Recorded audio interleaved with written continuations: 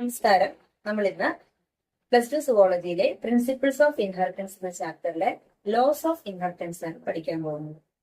Mendel നടത്തിയ മൊണോഹൈബ്രിഡ് എക്സ്പെരിമെന്റിന് ശേഷം അദ്ദേഹം ചില പുതിയ നിയമങ്ങളിലേക്ക് എത്തിച്ചേർന്നു. ആ നിയമങ്ങളെയാണ് ലോ ഓഫ് ഇൻഹെറിറ്റൻസ് എന്ന് പറയുന്നത്. രണ്ട് പ്രധാനപ്പെട്ട നിയമങ്ങളാണ് ലോ ഓഫ് ഇൻഹെറിറ്റൻസിൽ ഉള്ളത്.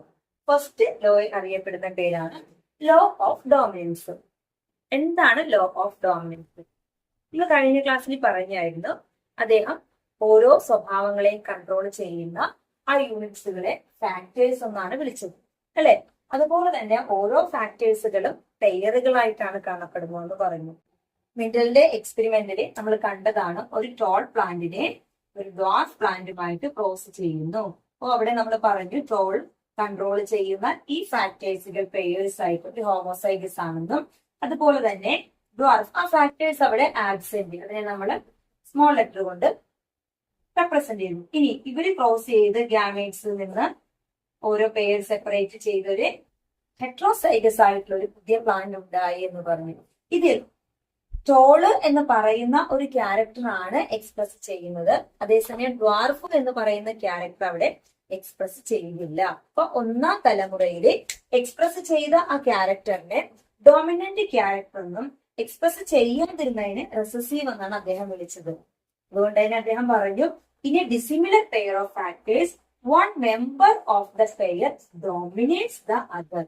ഇത് രണ്ട് വ്യത്യസ്ത സ്വഭാവങ്ങൾ കൂടിക്കലർത്തുമ്പോൾ അതിൽ ഒരു ക്യാരക്ടർ അല്ലെങ്കിൽ ഒരു സ്വഭാവം മാത്രം ഒന്നാം തലമുറയിൽ എക്സ്പ്രസ് ചെയ്യപ്പെടുന്നു.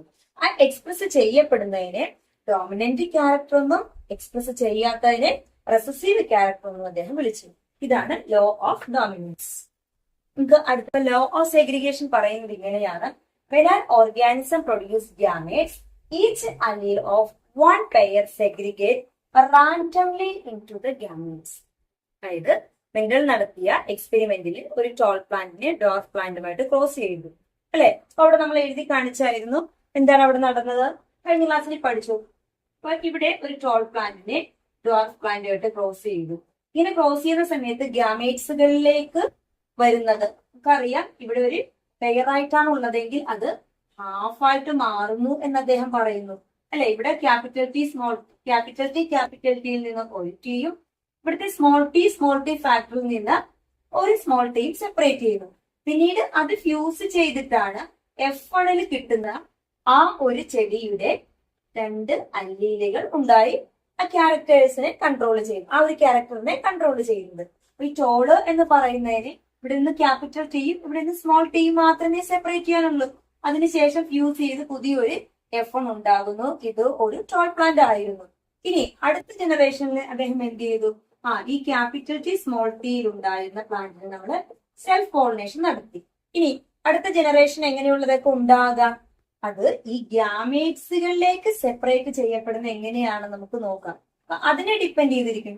ഇനി ഈ ഹെട്രോസൈഗസ് കണ്ടീഷനിൽ നിന്നും ഏതൊക്കെ ഗ്യാമേറ്റ്സിലേക്ക് സെപ്പറേറ്റ് ചെയ്യപ്പെടാം? ഫാക്ടർ ഒന്നെങ്കിൽ ക്യാപിറ്റൽ ടി എന്ന് പറയുന്ന ഫാക്ടർ വരാം, അല്ലെങ്കിലോ സ്മോൾ ടി എന്ന് പറയുന്ന ഫാക്ടർ വരാം. ഇനി ഇവിടെ നിന്നോ അതുപോലെ തന്നെ ക്യാപിറ്റൽ ടി ഗ്യാമേറ്റ്സിലേക്ക് സെപ്പറേറ്റ് ചെയ്യാം, അല്ലെങ്കിൽ സ്മോൾ ടി സെപ്പറേറ്റ് ചെയ്യപ്പെടാം. അതിനുശേഷം ഉണ്ടാകുന്ന F2 ജനറേഷൻ എന്ന് പറയുന്നത് ഇത് എങ്ങനെയാണോ ക്രോസ് ചെയ്യുന്നത് അതനുസരിച്ചിരിക്കും. ഇവിടെ ഒരു ക്യാപിറ്റൽ ടിയിലുള്ള ഒരു പ്ലാന്റ് ഉണ്ടാകാം, അല്ലെങ്കിലോ ഇനി ഈ ക്യാപിറ്റൽ ടിയും ഈ സ്മോൾ ടിയുമാണ് ഫ്യൂസ് ചെയ്യുന്നതെങ്കിൽ ക്യാപിറ്റൽ ടി സ്മോൾ ടി, ഇതും ഒരു ടോൾ പ്ലാന്റ് ആണ്, പക്ഷെ ഇത് ഹെട്രോസൈഗസ് ആണ്. ഇനി ഈ സ്മോൾ ടിയും ഈ ക്യാപിറ്റൽ ടിയുമാണ് ഫ്യൂസ് ചെയ്യുന്നതെങ്കിലോ അവിടെ ഒരു ഹെട്രോസൈഗസ് ടോൾ പ്ലാന്റ് ഉണ്ടാകാം. വീണ്ടും ഈ ഒരു സ്മോൾ ടിയും ആണെങ്കിൽ ഒരു ഡ്വാർഫ് പ്ലാന്റിനെ ഉണ്ടാക്കാം. അപ്പൊ അടുത്ത ജനറേഷനിൽ പ്രൊഡ്യൂസ് ചെയ്യുന്ന ഓസ്പ്രിങ്ങിന്റെ ജിനോടൈപ്പ് അല്ലെങ്കിൽ ഫിനോടൈപ്പ് എന്ന് പറയുന്നത് ഈ ഗ്യാമീറ്റ്സിൽ നിന്ന് സെപ്പറേറ്റ് ചെയ്യുന്നതിനെ ആശ്രയിച്ചിരിക്കും. ഇനി അതിൽ നിന്ന് ഏതാണ് സെപ്പറേറ്റ് ചെയ്യുന്നത് നമുക്ക് പറയാൻ പറ്റും? ഇല്ല.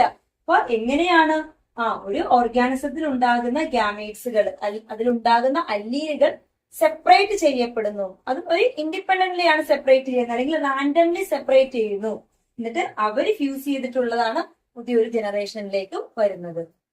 ഇനി ഒരു ഹോമോസൈഗസ് ആയിട്ടുള്ള ഒരു ചെടി ആണ്, അല്ലെങ്കിൽ ഒരു ഹോമോസൈഗസ് ആയിട്ടുള്ള ഒരു ക്യാരക്ടർ ആണ് എങ്കിൽ ഇവിടെ നമുക്ക് ഒരു ക്യാരക്ടർ മാത്രമേ സെപ്പറേറ്റ് ചെയ്യപ്പെടുന്നുള്ളൂ.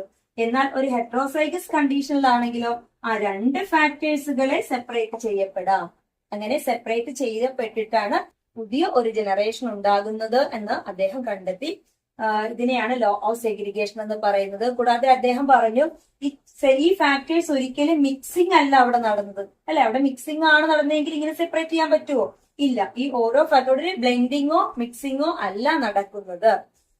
ഒന്നിനു മേൽ ഡോമിനേറ്റ് ചെയ്ത ഒരു ഹെട്രോസൈഗസ് കണ്ടീഷൻ ആണ് ആകുന്നത് നമ്മൾ പറഞ്ഞു. അപ്പൊ അതുകൊണ്ട് തന്നെ ഈ ഒരു നിയമത്തെ ലോ ഓഫ് പ്യൂരിറ്റി എന്നും അറിയപ്പെടുന്നുണ്ട്. അപ്പോൾ ലോ ഓഫ് സെഗ്രിഗേഷന്റെ മറ്റൊരു പേരാണ് law of purity. That means the two alleles are do not blending or mixing each other.